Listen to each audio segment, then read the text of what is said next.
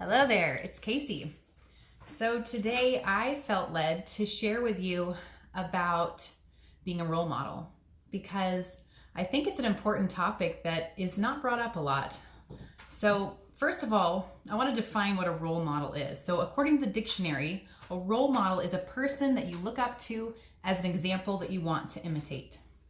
So for a lot of us, our first role model is our parents, or it might be a grandparent, or a teacher, or a coach, or maybe an athlete that you admire. But we all have role models because we all inside of us have a desire to be better and to progress to the next level. And so it's important to realize that having a role model is a good thing, but you, whether you know it or not, are a role model in your own life. And, we all have different spheres of influence in the people that we're around, but every one of us has people that we impact on a daily basis.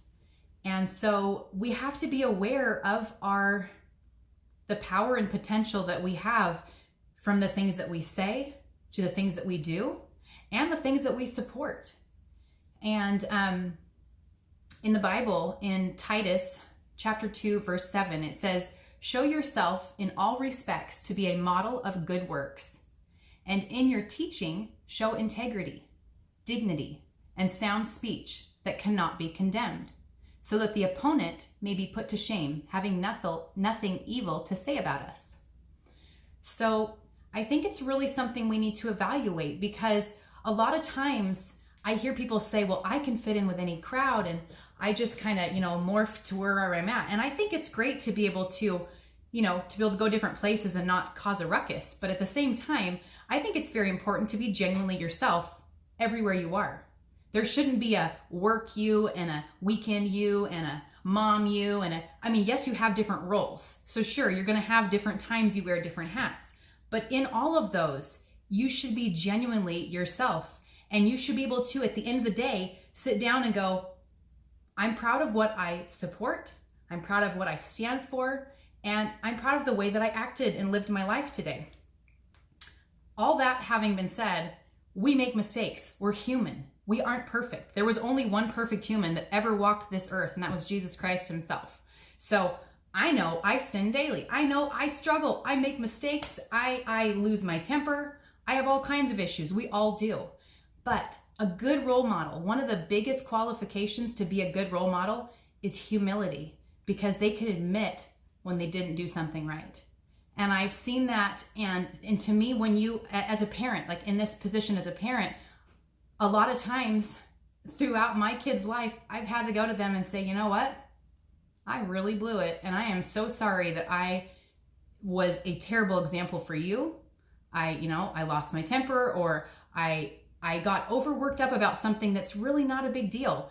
And I think, so many people think, well, they're just kids, all parents have, these issues and whatnot, but it's a teaching moment. It's a moment to go, because, I remember my daughter when she was very young, and I told her, I said, mommy struggles too. And a lot of times I make mistakes and I do things that, I should get punished for. And she just, like, her eyes got so big and she goes, you do? She was shocked by it. Like, it was almost like, I didn't know. And so then I started thinking, like, not like I'm going to go to her with all of my failures, but if I ever do something that isn't something I should be proud of in front of her, I'm going to at some point go back and say, hey, what I did or said or responded like, that was not right. And so I really challenge you.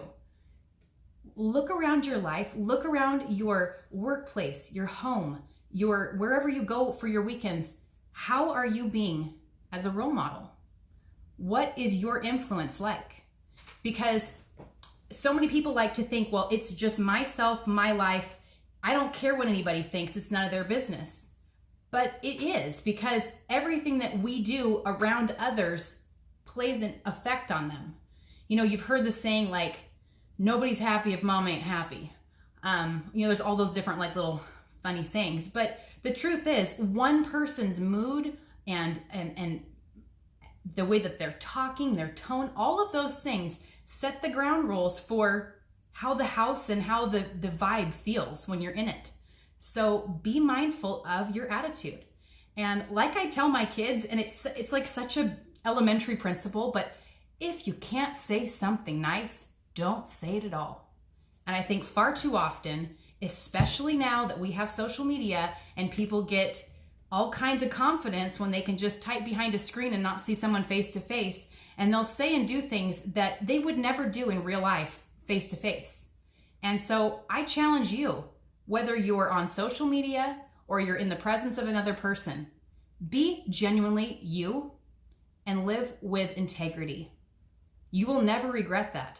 And how cool would it be for somebody to hear something that was said about you and for the person that heard it to immediately go, there's no way, because I know her or I know him, and that's not characteristic. So you heard something wrong there.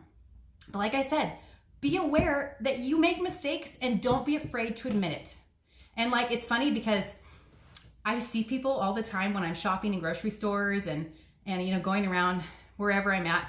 And especially if it's like in a restaurant or in a grocery store, people will stop and apologize and be like, I don't usually eat this, or I'm going to a party, and they make all these excuses and they get all like flustered, like I'm judging them.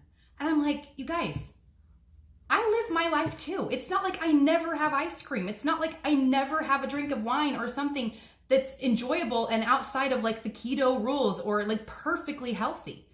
It's important to live your life and to be genuine. And so that's my challenge for you. And I hope you're having a great week. If you are on my fasting group, Fasting with Friends, I wanted to let everybody know this week we're coming up on our group fast. So every 3 months we do a group fast. I do ask people to try for their longest fast. So let's say you've never fasted. Maybe you should just try for a 24, or maybe you've done a 24 and you're like, okay, I'm going to try for a 48. Whatever it is. Some of you want to do a 72 and beyond, and that's awesome. So whatever you want to do for your fast, we want you to be a part of it. You can find me on Facebook, Casey Relane, or on Fasting with Friends, and join our group and have some support while you go through it. Have an awesome day. God bless.